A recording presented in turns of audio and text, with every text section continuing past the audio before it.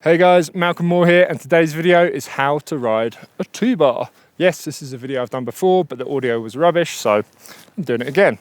Now, before you ride a T-bar, you should at least be able to ride and skate around with one foot strapped out of your board and come to a stop with one foot strapped in like that. Let me just jump up here, we'll get towards the T-bar. This is quite a good method for walking up steep slopes, by the way. You just dig your toe edge in and step forward like so.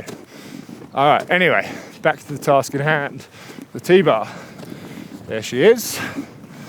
All right, so no one behind me. I'm just gonna let one pass. And basically you can see there's this spot here where I'm obviously going to start from.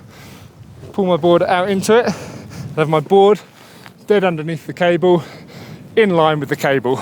Grab the T-bar, stick it under your foot, other foot flat on the board, and let it pull you away just like that.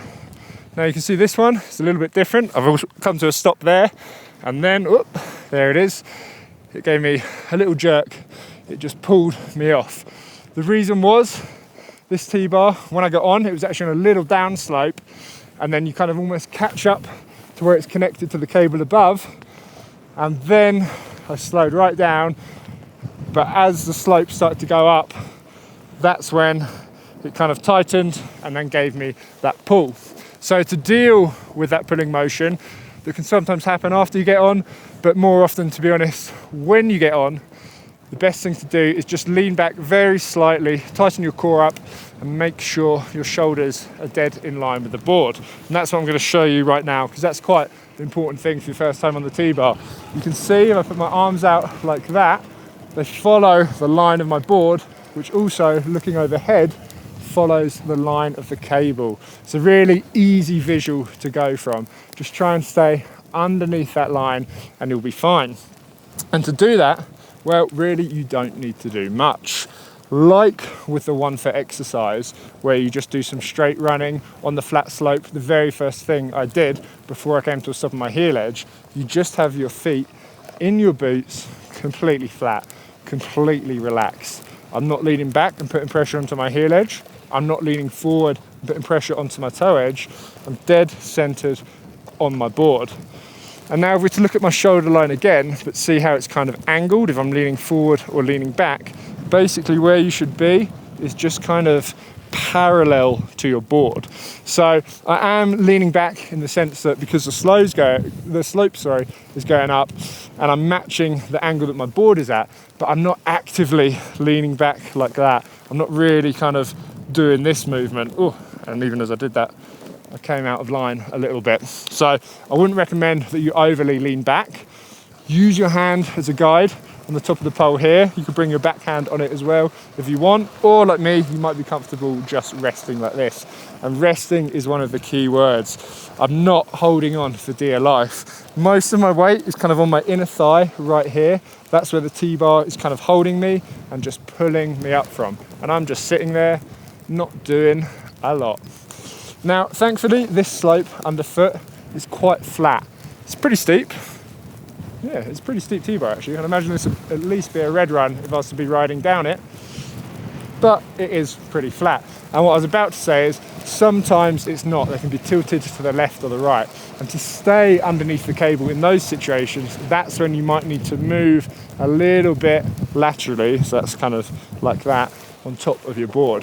If I was kind of falling away down that way, I could lean back just a touch, put some pressure onto my heels, and you can see immediately that's brought me over to this side of the slope.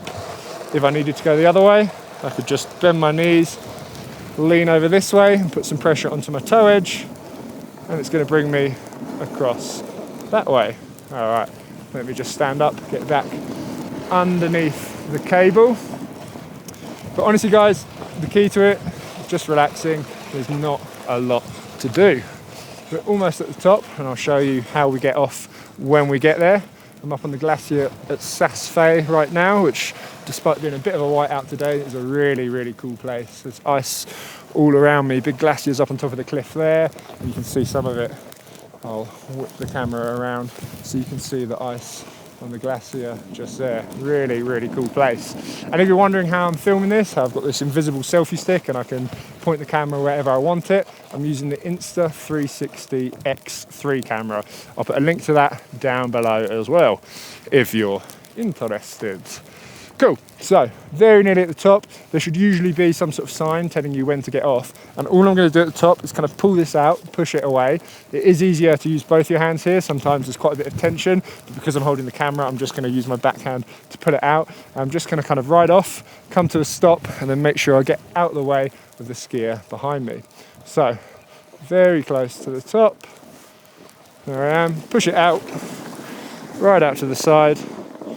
Cool, it's pretty easy to do. The skier's coming, so I'm gonna, once again, ride out a little bit more, and then I can just come to a stop, one-footed on my heels like that. Let me show you that again. Feet totally flat. This is the same position that I was riding up the T-bar in. This is a position you should be comfortable with. And then I just come to a stop. Now, I know I'm not really explaining how I'm doing that stop very well, and what I'll do, I'll put a video right up there that you can watch that's all about riding one-footed. It's going to really help you on things like T-bars and also getting on and off chairlifts. So that was how to ride a T-bar. Thank you for watching. You've been great. I'll see you in the next one.